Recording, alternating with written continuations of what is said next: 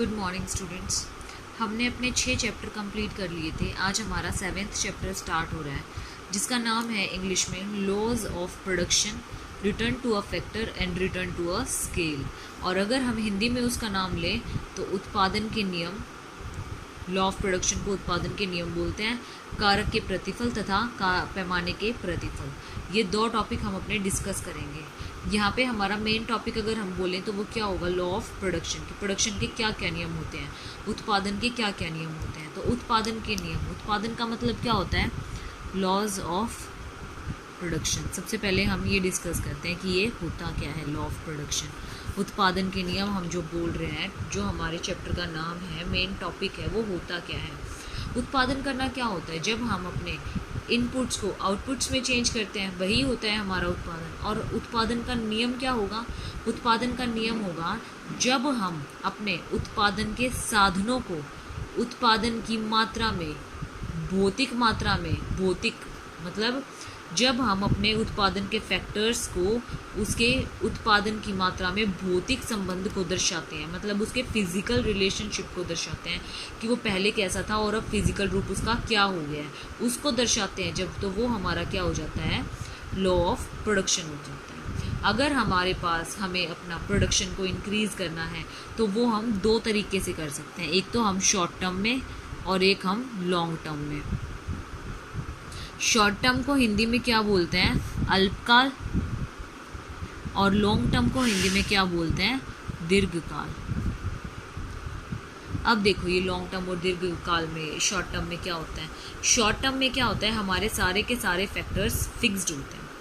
Short term में क्या होता है, हमारा सारे के सारे फैक्टर्स फिक्स्ड होते हैं, एक को छोड़कर एक एक्सेप्ट वन वेरिएबल फैक्टर। मतलब इसमें हमारे सारे के सारे जो कारक होते हैं वो कैसे कारक होते हैं, स्थिर होते हैं। सिर्फ एक कारक ऐसा होता है जो परिवर्तनशील होता है, मतलब अगर हम उसमें चेंज करें तो अपने प्रोडक्शन को थोड़ा बहुत बढ़ा सकते हैं अगर चाहें तो, क्योंकि शॉर्ट टाइम होता है हमारे पास, बहुत कम टाइम होता है, और बहुत कम टाइम में अगर हम थोड़ा बहुत बढ़ा दें तो वही काफ़ी होता है। और दीर्घकाल में हमारे पास सारे के सारे कारक कैसे होते हैं, परिवर्तनशील होते हैं, मतलब हम उनमें चेंज कर सकते हैं, कितना भी चेंज कर सकते हैं। वेरिएबल फैक्टर्स होते हैं सारे के सारे, ऑल वेरिएबल फैक्टर्स। इसमें क्या होता है, हमारा एक वेरिएबल होता है, बाकी सारे फिक्स्ड होते हैं। और इसमें क्या होता है, हमारा सारे के सारे वेरिएबल फैक्टर्स होते हैं। अब देखो हमारे पास जो अल्पकाल है, अल्पकाल में हमारे पास शॉर्ट टर्म है। अब शॉर्ट टर्म में एक एग्जांपल लो, अगर आपको प्रोडक्शन की 100 यूनिट्स आपने पहले ऑर्डर दे रखा है और आपके पास रॉ मटेरियल है, आपने मंगा लिया 110 यूनिट का कि भाई और कोई लेगा तो वो भी बना देंगे, बिक जाएगा, अगर वो नहीं लेगा तो कोई और ले लेगा। कभी कोई ख़राब भी हो जाता है, ऐसा भी हो जाता है ना, तो इसलिए उन्होंने 110 यूनिट्स का प्रोडक्शन कर दिया। तो अब उसने बंदे ने, जिसने 100 यूनिट्स का ऑर्डर दे रखा था, उसने एकदम से कितने यूनिट्स का ऑर्डर दे दिया, 150 यूनिट का ऑर्डर दे दिया। जब उसने 100 यूनिट का बोल रखा था और अब एकदम से उसने क्या बोला कि मुझे आधे घंटे के अंदर अंदर 150 यूनिट्स तैयार कर दीजिए 100 की जगह, तो जब उसके पास रॉ मटेरियल ही नहीं होगा तो वो कैसे तैयार करेगा। तो इसलिए वो कितने यूनिट्स तक ज़्यादा तैयार कर सकता है, 10 यूनिट्स है ना उसके पास ज़्यादा रॉ मटेरियल की, तो 10 ही यूनिट ज़्यादा तैयार हो पाएंगी। इसलिए वो शॉर्ट टर्म में एक लिमिटेड जो है तैयार कर सकता है, मतलब एक लिमिट तक ही ज़्यादा एक्सटेंड कर सकता है अपने प्रोडक्शन को, ज़्यादा एक्सटेंड नहीं कर सकता। लेकिन हमारा जो लॉन्ग टर्म है उसमें सारे के सारे हमारे पास कैसे फैक्टर्स होते हैं, वेरिएबल फैक्टर्स होते हैं। और वेरिएबल फैक्टर्स की वजह से टाइम बहुत ज़्यादा होता है हमारे पास, तो हम अपने फैक्टर्स की वजह से क्या कर सकते हैं, अपने प्रोडक्शन को जितना चाहें उतना मर्जी बढ़ा सकते हैं। क्यों, क्योंकि हमारे पास टाइम की कमी नहीं होती है, इसलिए। ठीक है, अब हमारे पास इसको तो हम क्या बोलते हैं, इसको जब हमारे पास एक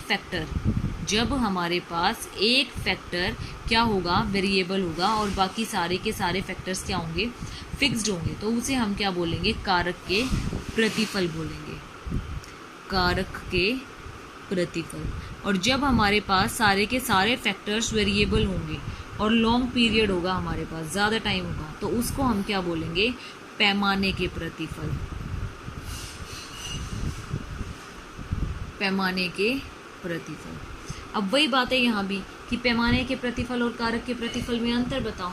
तो सबसे पहले हमारे पास अगर हम लें तो बेसिक अंतर क्या निकलता है कि इसमें हमारा शॉर्ट टर्म होता है, इसमें हमारा लॉन्ग टर्म होता है।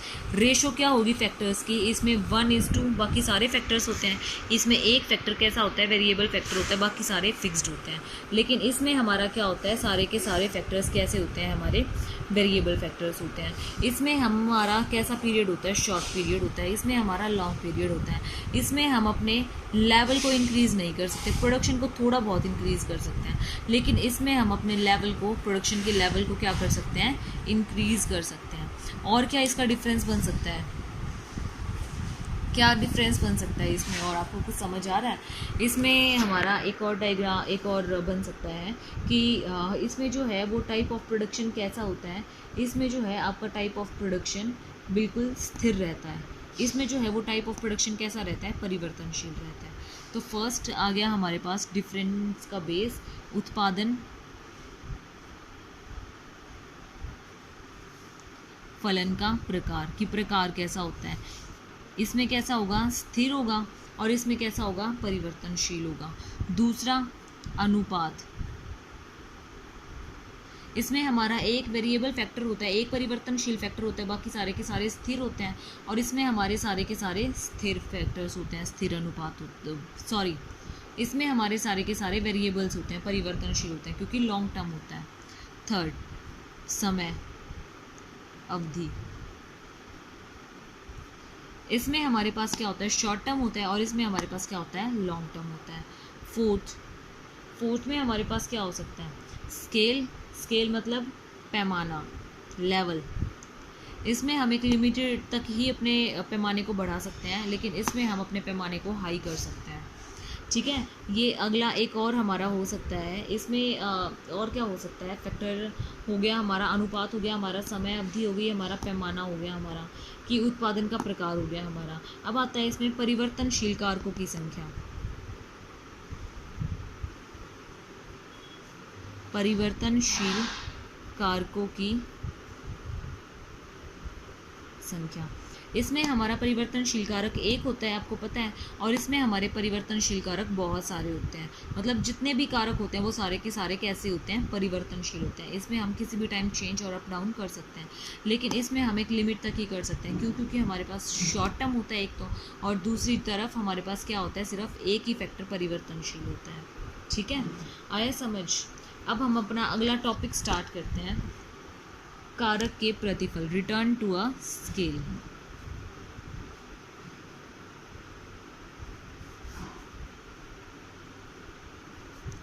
कारक के प्रतिफल, कारक के प्रतिफल के अंदर क्या होता है वो आपने पढ़ा है अभी, कि ये सारा का सारा कैसा होता है, शॉर्ट टर्म के अंदर होता है। शॉर्ट टर्म के अंदर होता है तो हम इसे एक लिमिट तक ही बढ़ा सकते हैं। इसमें कितने फैक्टर्स वेरिएबल होते हैं और कितने फिक्स्ड होते हैं, इसमें सिर्फ हमारा एक फैक्टर वेरिएबल फैक्टर होता है, परिवर्तनशील फैक्टर होता है। बाकी सारे के सारे कैसे होते हैं, फिक्स फैक्टर होते हैं, मतलब स्थिर होते हैं, उसमें हम कोई भी चेंज नहीं कर सकते। लेकिन हमारे वेरिएबल फैक्टर में, परिवर्तनशील फैक्टर में हम क्या कर सकते हैं, चेंज कर सकते हैं। ठीक है, इसको हम क्या बोलते हैं, लॉ ऑफ वेरिएबल प्रपोर्शन भी बोलते हैं। ठीक है, इसको हम 3 तरीके से पढ़ते हैं। फर्स्ट आता है हमारे पास कारक के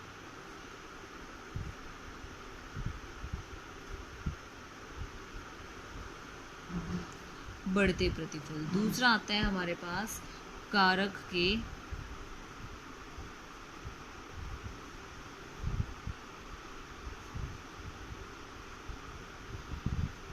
समान प्रतिफल, तीसरा आता है हमारे पास कारक के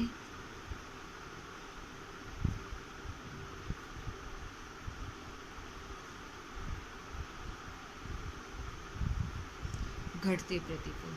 ये 3 प्रतिफल होते हैं हमारे पास, कारक के बढ़ते प्रतिफल, कारक के समान प्रतिफल और कारक के घटते प्रतिफल। मतलब इसमें आपका जो चेंज होगा वो कैसा होगा, बढ़ता बढ़ता रहेगा। इसमें जो चेंज होगा वो क्या होगा, बिल्कुल कांस्टेंट होगा, मतलब उसमें जो हर बार उतना ही चेंज होगा जितना एक बार होगा। तीसरी चीज़, इसमें चेंज तो होगा, पहले 4 का चेंज आया, फिर 3 का चेंज आया, फिर 2 का चेंज आया, इस टाइप से घटते रेशो में होगा। आई समझ में बात? इसमें कैसे होगा, इसमें बढ़ती हुई रेशो में होगा, पहले 4 का हुआ, फिर 8 का हुआ, फिर 12 का हुआ, फिर 20 का हुआ, इस टाइप से होगा। इसमें समान रहेगा, पहले 2 का, फिर 4 का, फिर 6 का, फिर 8 का, 2 का डिफरेंस आ रहा है ना। और इसमें कैसा होगा, पहले 4 का डिफरेंस आएगा, फिर 3 का आएगा, फिर 2 का आएगा, फिर 1 का आएगा। तो ये थे हमारे कारक के प्रतिफल। आज मैंने इसके बारे में थोड़ा थोड़ा बता दिया है, कल इनको डीपली स्टडी करेंगे। आज के लिए इतना ही काफ़ी है, बाकी नेक्स्ट क्लास में करेंगे।